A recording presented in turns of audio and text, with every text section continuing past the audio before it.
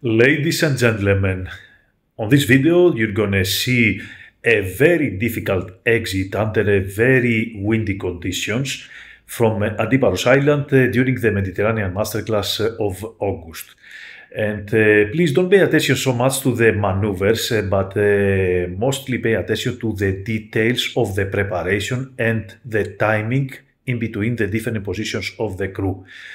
And this is how we teach all of our students during the masterclass. And this video is part of the series of the video that we're going to have from now on from all the participants of the Mediterranean masterclass.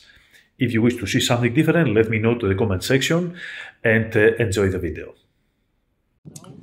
Ladies and gentlemen, this is the video from Antiparos during our departure with Bavaria 51, which has a double rudder, 2 fins under the water. And on this video, you're going to see how we depart with the wind coming almost 30 to 35 knots coming from the bow and starboard side. So the wind was coming about 20 to 30 degrees from starboard side, and that was causing us to be unable to leave this position. And also for the reason, as you see here, we don't have a bollard to use. The bollard is exactly behind the boat, and we're missing the bollard from the starboard side of the boat, so we couldn't drive the boat out easily, so we had to have a plan. And here you're going to see, after I lift the gangway, you see the bollard, which is exactly behind the boat. It has another 4 lines on top, so it was impossible to do it a slip line. In this case, the slip line doesn't slip. So what we will do, we will place over there, as you will see right now. Here is Marios explaining him what I will do, and I will place to the bollard a single line. I will take this long line that you see over here that goes to the lighthouse. I will engage it to the bollard, and the reason is because I want to have easy slipping from my cleat from the interior of the boat and not around the bollard, which would be impossible. And as you see, the wind was so strong that it was creating also waves over here. And we had another spring line to the boat from our starboard side, which was blocking a little bit the wind, luckily. And the problem here is that if we drift because of the wind to the boat next to us, because exactly this boat doesn't have a center rudder to control a little bit the direction of the bow as we exit, it would be impossible to get out of the situation, and we would probably crash to the boat to our port side. There you go. I'm explaining to Marios exactly what I want to happen, because I don't want over there the slip lines. He's going to make it a bow line over there. I'm going to release from the interior of the boat. I take all the slack, so I have the full control from the interior of the boat without any interruption. And then I will come back from the leeward side of the dock, from the south side of the dock, with reversing to pick up the line. So I'm engaging the line, and as you see, the angle is a little bit ugly angle, but it will make the work. I take all the slack, I make my hitch over there, and then I'm preparing to release the lines slowly, all the rest of the lines, and the only connection that we will have, it will be this starboard stern line and also the anchor. We exit positively, and then we start winching the anchor.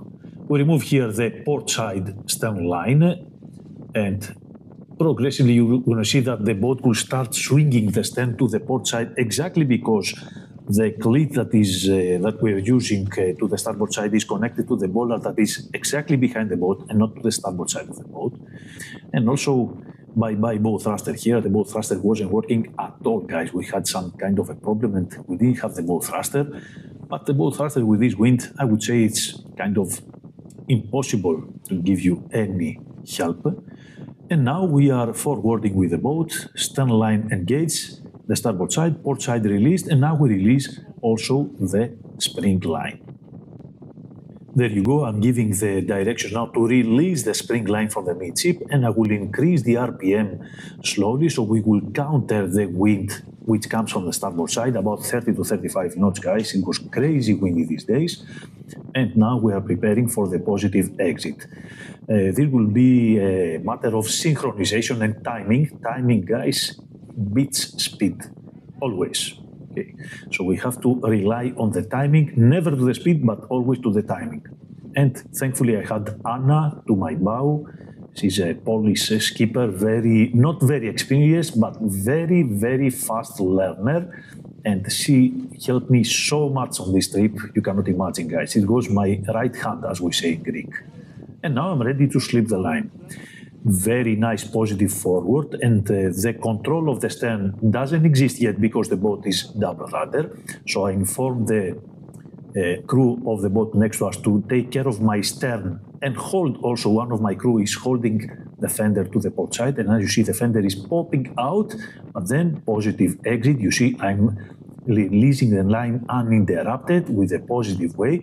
I'm gonna let the line go into the water, and then I just yes, and now I say anchor up, slow down a little bit, because we take the anchor up here and we finish very successfully, thanks to Anna. Thank you, Anna.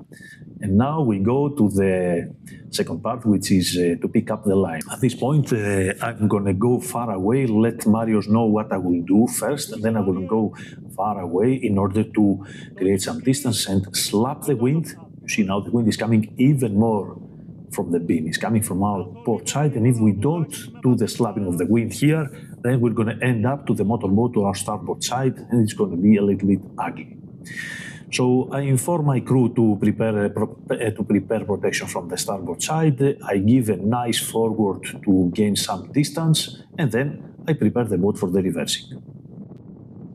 And here you are, guys. I'm reversing with a positive way. Yannis is waiting over there to receive the line, and I have ready crew to protect the starboard side in case of emergency. So if we drift to the wooden boat to the starboard side, we know that we're not going to damage it, and the wind slowly will take us out. Slapping of the wind at the last stage, we see how I'm turning the boat with bow slap into the wind, stern pointing to the position that I want to go, neutral and slowly forward. Marios shoot the line, and the line doesn't reach to the right spot, but we don't worry because we can stay there for a little bit of time.